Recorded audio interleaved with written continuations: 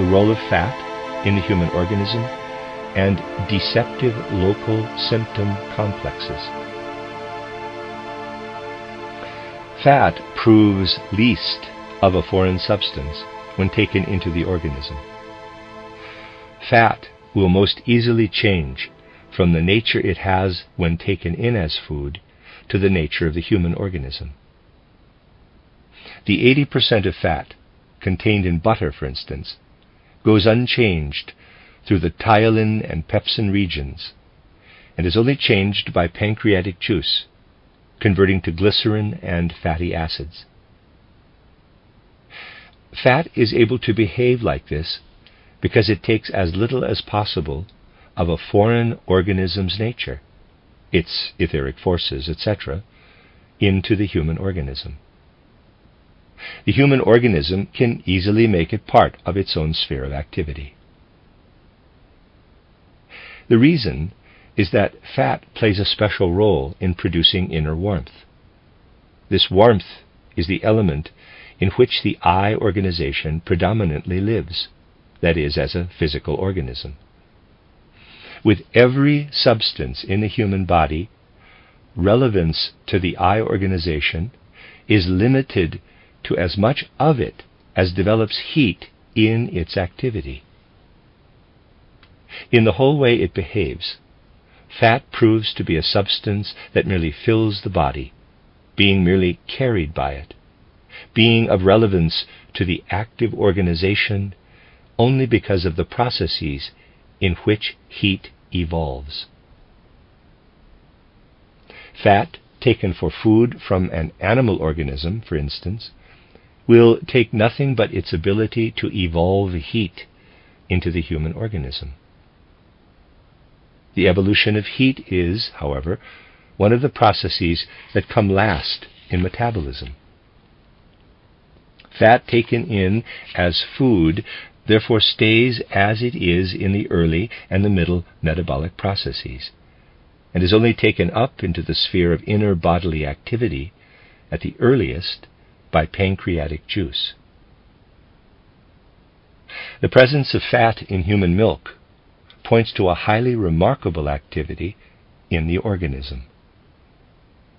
The body does not inwardly consume this fat. It lets it become a product that is separated off.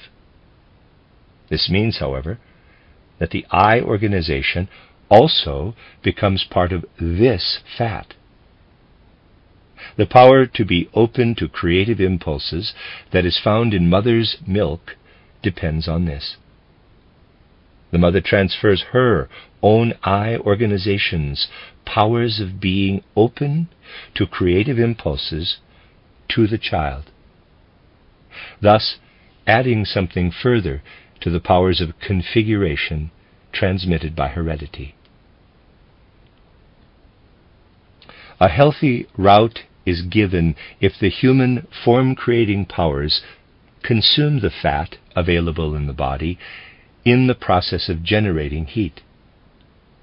An unhealthy route is given if the fat is not used up in heat generation by the I organization, but taken unused into the organism. Such fat creates excess potential for the generation of heat in one place or another in the organism. This heat intervenes here and there in the organism and causes confusion for the other vital processes, not being encompassed by the I organization. Parasitic heat foci develop, as it were.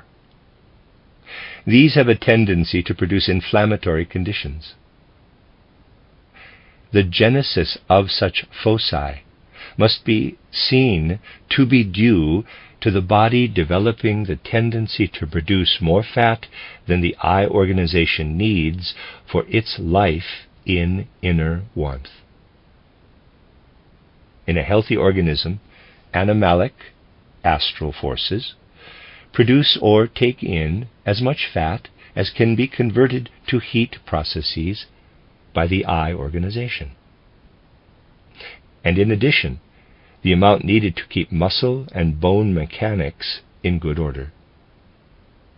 in this case the warmth needed for the body, will be produced. If the animalic forces provide too little fat for the eye organization develops a hunger for warmth. It has to draw the warmth it needs from the activities of organs. This causes them to become friable and stiff in themselves, as it were. The processes they need become sluggish. One then sees pathological processes developing here and there, and we have to discern if they are due to a general fat deficiency.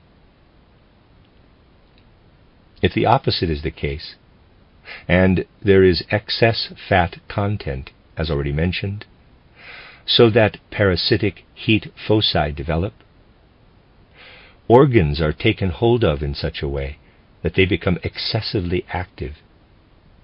This creates tendencies to excessive food intake, overloading the body. It is not at all necessary for this development to take the form of the individual concerned becoming an overeater. It may be, for instance, that too much substance is taken to a head organ as part of metabolic activity in the organism, being therefore withdrawn from the abdominal organs and separating off processes. As a result, the activity of those badly supplied organs is reduced. Material separated off by the glands may be deficient. The fluid constituents of the organism fall into unhealthy relative proportions. Thus, separated off bile may be excessive relative to material separated off by the pancreas. Again, it will be a question of discerning how a local symptom complex should be judged concerning its origin in unhealthy fat activity.